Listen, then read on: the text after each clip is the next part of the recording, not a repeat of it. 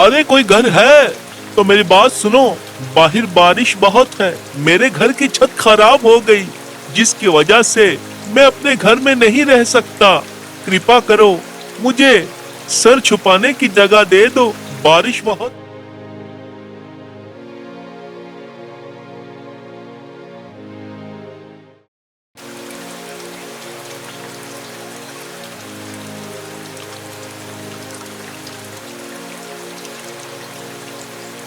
बारिश रुकने का नाम ही नहीं ले रही। आए ऊपर वाले, कैसा हमारे सब्र का इम्तिहान ले रहे हो। रोक दो ना बारिश।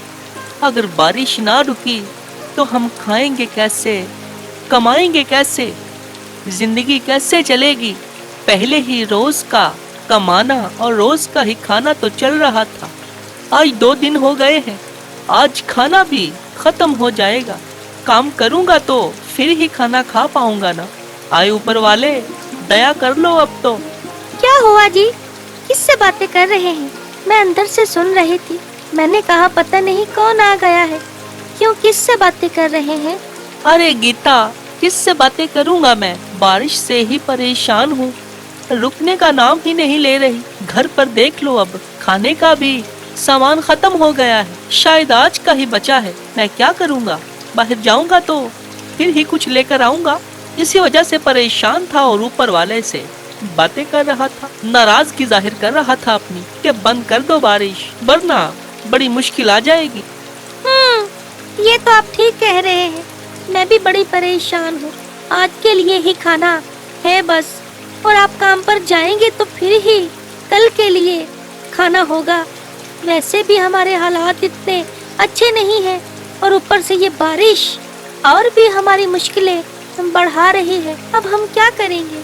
हमने क्या करना है गीता, ऊपर वाले की मर्जी ही है, हम उसके आगे अपना जोर क्या दिखा सकते हैं। गीता और हरी अंदर चले जाते हैं और हर एक ही बारिश की वजह से परेशान था, क्या इंसान क्या जानवर।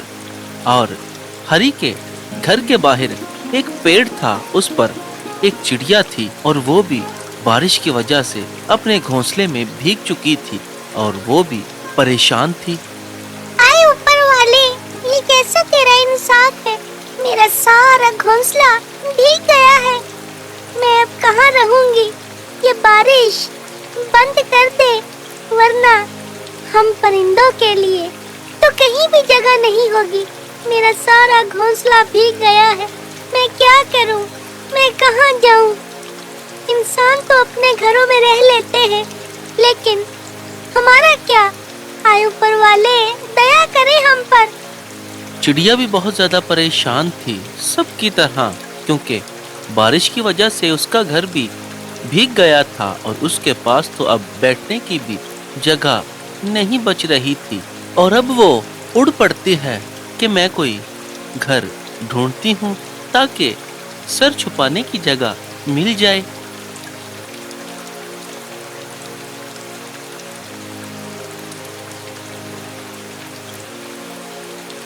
बहुत देर उड़ने के बाद उसको कोई भी जगह नहीं मिलती और वो एक पेड़ पर बैठकर ये कहती है कि अब क्या करूं?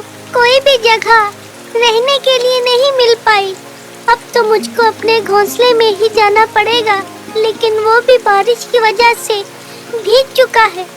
आए ऊपर वाले, दया कर दे, वरना मैं क्या करूंगी?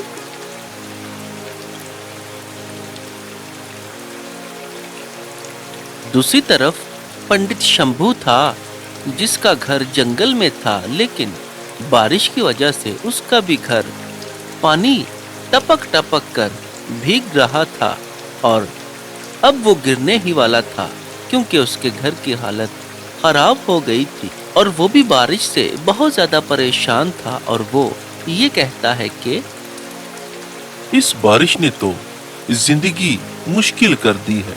मैं क्या करूं?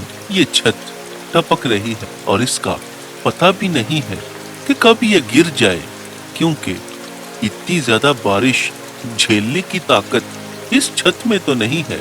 और अब पता नहीं बारिश कब रुकेगी। मुझे यहाँ से चलना चाहिए। गांव में चला जाता हूँ, शायद कोई पनाह दे ही दे, लेकिन यहाँ पर रहना खतरे से खाली नहीं है। अगर ये छत गिर गई तो पक्का है कि मैं इसके नीचे जरूर आ जाऊंगा। नहीं, मुझको गांव की तरफ जाना चाहिए। ऐसा ना हो कि जंगल में कोई बाढ़ आ जाए और छत गिरने से पहले ही मैं बाढ़ में बह जाऊं। नहीं, मुझे यहाँ से चलना चाहिए। पंडित इतना कहकर गांव की तरफ चल पड़ता है, क्योंकि जंगल में रहना खतरे से खाली नहीं था, क्योंकि बारिश रुकने का नाम नहीं ले रही थी और पंडित का घर इतना मजबूत नहीं था कि सारी बारिश झेल पाए, तो वो गांव की तरफ चल पड़ा था। ऐसे बुरे हाल में कोई किसी का साथ दे तो क्या ही बात है, लेकिन आजकल के जमाने में कौन किसी का साथ देता है, कौन किसी की मदद करता है। अब देखो मेरी किस्मत में क्या है, कोई मेरी मदद करता भी है कि नहीं, कोई मुझे बारिश रुकने तक अपने घर में पनाह देता है कि नहीं, इस चीज का तो पता नहीं। लेकिन आए ऊपर वाले, दया करिएगा, कृपा करिएगा मुझ पर, मुझे छत कोई दे दीजिएगा, वरना मेरा भी हाल बहुत बुरा होगा। सहायता जरूर करिएगा मेरी। पंडित ऐसे ही खुद से बातें करता जा रहा था कि दूर से उसको एक हिरन भागती हुई नजर आती है और पंडित रुककर ये कहता है कि देखो, जानवरों को अपनी पड़ी है और हम इंसानों को अपनी पड़ी है। हर एक इस बारिश की वजह से परेशान है। अब पता नहीं ये हिरन कहाँ जाएगी बेचारी। हम इंसान खुद को संभाल नहीं पा रहे, ये तो फिर जानवर है। देखकर बहुत तरस आ रहा है। पता नहीं जंगल में और कितने जानवर हैं, लेकिन मैं किसी के लिए कुछ नहीं कर सकता। बस प्रार्थना ही कर सकता हूँ ऊपर वाले से कि ऊपर वाले ये मुश्किल टाल दे। चलो अब गांव की तरफ चलता हूँ, क्या ही कर सकता हूँ इनके लिए। पंडित बहुत परेशान था कि हमारा तो है ही, लेकिन जंगली जानवरों का क्या, जो अपने लिए कुछ भी नहीं कर सकते। वो इस चीज से बहुत ज्यादा नाराज हुआ, लेकिन वो क्या कर सकता था, इसीलिए वो अब गांव की तरफ फिर से चल पड़ता है।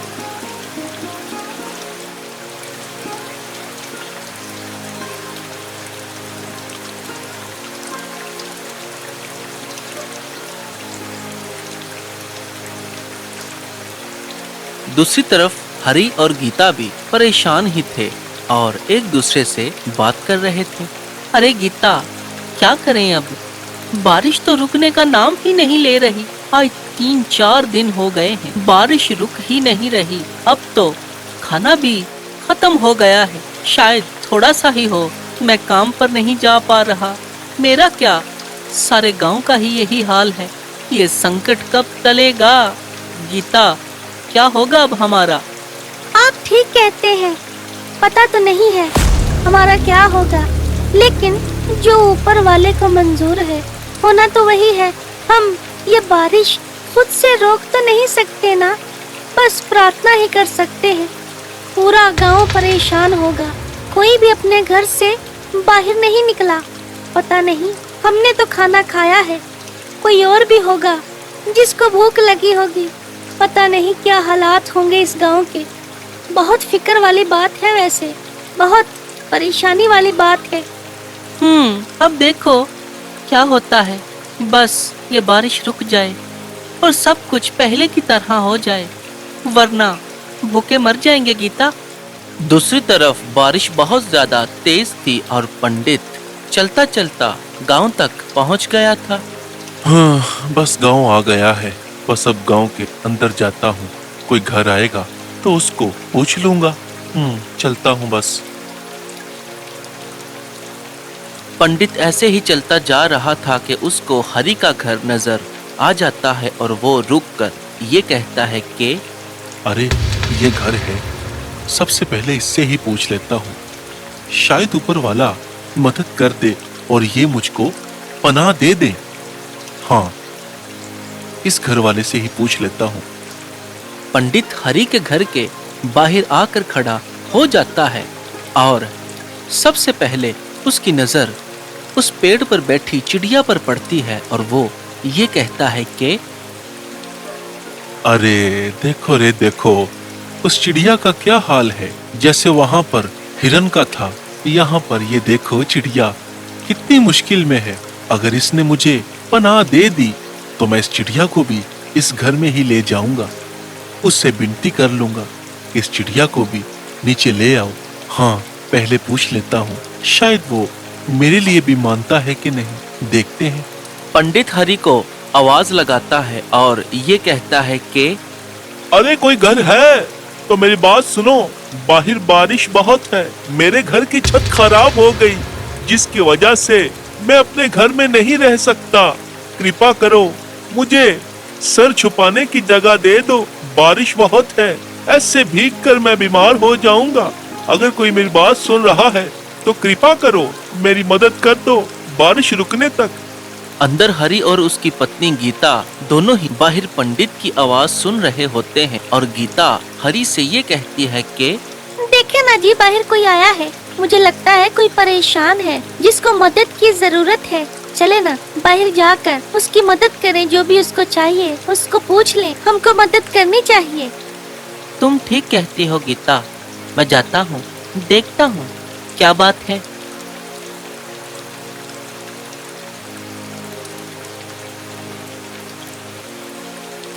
हरि बाहर आ जाता है और बाहर आकर देखता है कि बाहर तो पंडित हैं और वो पंडित से आकर ये कहता है कि अरे पंडित जी, आप, मैंने कहा पता नहीं कौन आ गया है बाहर। क्या हुआ पंडित जी आपके घर को? आप बता रहे थे कि छत खराब हो गई है बारिश की वजह से। और क्या बेटा, क्या बताऊं, बारिश रुकने का नाम नहीं ले रही और ऐसे ही नुकसान हो रहे हैं। क्या जानवर, क्या इंसान, हर एक को तो अपनी अपनी पड़ी है। मेरे घर का छत जो है वो बहुत ज्यादा पानी के साथ खराब हो गया है और उसमें इतनी ताकत नहीं कि और बर्दाश्त कर सके। मुझे लगता है कि वो गिर जाएगा, इसीलिए मैं आ गया। और बेटा, तुम्हारे घर पर पहली दस्तक दी है तो कृपा करो, मुझे बारिश रुकने तक सर छुपाने की जगह दे दो। मैं तुम्हारा एहसानमंद रहूंगा, क्योंकि बेटा मुझे पता है इस मुश्किल वक्त में अपने आप को ही संभालना बहुत बड़ी बात है और कोई और आ जाए तो मुश्किल हो जाती है। लेकिन ऊपर वाला तुम्हारा भला करे, मुझे सर छुपाने के लिए छत दे दो। अरे पंडित जी, आप कैसी बातें कर रहे हैं? ये घर आप ही का है, आप जितने दिन चाहे रह सकते हैं इसमें। मुझे कोई परेशानी नहीं है, आप इसको अपना ही घर समझिए। चले अंदर आ जाए, वैसे भी भीगे हैं, चले अंदर आ जाए। वो अंदर आ जाते हैं और पंडित जी को फिर से उस चिड़िया की याद आ जाती है और पंडित हरि से ये कहता है कि बेटा, अगर तुमको परेशानी ना हो, अगर तुम बुरा ना मनाओ तो मैं तुमको एक बात कह लूं। अरे पंडित जी, 100 बात करें, क्या बात है, बोलिए, मैं आपको क्या कहूँगा। बेटा, बाहर पेड़ पर एक चिड़िया बैठी हुई है जिसका घोंसला बहुत ज्यादा पानी से भीग गया है और उसके पास तो बैठने को जगह नहीं। हम सारे जानवरों की मदद तो नहीं कर सकते, लेकिन हाँ, जिसकी कर सकते हैं उसकी करनी तो चाहिए। क्या मैं उस चिड़िया को घर ले आऊं? अरे पंडित जी, आप बहुत दयालु हैं, बहुत ही ज्यादा। ठीक है पंडित जी, आप ले आए उस चिड़िया को। पंडित उस चिड़िया को घर ले आता है और वो चिड़िया भी बहुत ज्यादा खुश हो जाती है कि मुझे गीले घोंसले की बजाय साफ सुथरा और सूखा घर रहने को मिल गया। ऐसे ही कुछ देर बाद गीता हरि को कमरे में बुलाती है और उसको ये कहती है कि सुनिए जी, पंडित जी भी आ गए हैं, तो खाना तो इतना है ही नहीं कि हम सब खा पाए। खाना बस पंडित जी के लिए ही है और थोड़ा सा चिड़िया को भी खिला देंगे, लेकिन हमारे लिए खाना नहीं बचेगा। फिर क्या करना है? मैं तो कहती हूँ उनको खिला देते हैं, पता नहीं कब का खाना खाया है उन्होंने। हाँ गीता, तुम ठीक कहती हो, उन्होंने पता नहीं कब का खाना खाया है। उनको दे देते हैं। हमारी छोड़ो, ऊपर वाला और देगा, कुछ ना कुछ ऊपर वाले ने हमारे लिए सोचा ही होगा। लेकिन उनकी भूख तो मिटाएं। चलो कुछ चिड़िया को दे दो और बाकी पंडित जी को दे दो। वो ये बातें कर रहे थे कि चिड़िया उनकी सारी बातें सुन लेती है और चिड़िया को ये पता चल जाता है कि हरि और गीता एक अच्छे और नेक दिल के इंसान हैं जो अपनी छोड़कर हमारी मदद कर रहे हैं। पंडित जी, हम अमीर तो नहीं हैं, लेकिन दिल के गरीब नहीं हैं। खाना है लेकिन थोड़ा सा ही है, उसमें गुजारा कर लीजिएगा। सुबह होगी तो ऊपर वाला कृपा करेगा, कुछ और बनाएंगे। क्योंकि पंडित जी, मेरा हिसाब ऐसा ही है कि मैं रोज जाता हूँ, जो कमाता हूँ वही हम खाते हैं। तो अनाज की कमी है, बस थोड़ा सा ही है, इसको खा लीजिएगा। गीता खाना लेने गई है तो उसी को खाकर अपना पेट भर लीजिएगा। कोई बात नहीं बेटा, कोई बात नहीं। प्यार से दी हुई चीज सबसे ज्यादा अनमोल होती है। और जो तुम मुझको खाना खिलाने लगे हो और इस जानवर को भी, वो सारी जिंदगी हमारे ऊपर तुम्हारा एहसान रहेगा और उसका भार हम झेल नहीं पाएंगे। तुम्हारे कर्जदार रहेंगे हमेशा, क्योंकि इतनी मुश्किल में कोई किसी का साथ नहीं देता। इतनी ही बड़ी बात है कि तुम हमको अपने घर ले आए और ऊपर से खाना भी खिला रहे। बड़ी बात है बेटा, बड़ी बात। ले आओ बेटा, जो भी है मैं खा लूंगा। ऊपर वाला तुमको सदा सुखी रखे।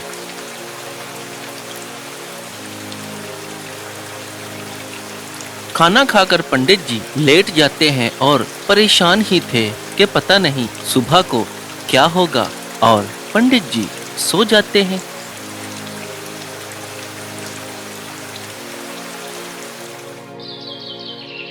सुबह हो जाती है और पंडित जी बाहर आते हैं तो खुश होकर ये कहते हैं कि अरे अरे वाह, बारिश रुक गई।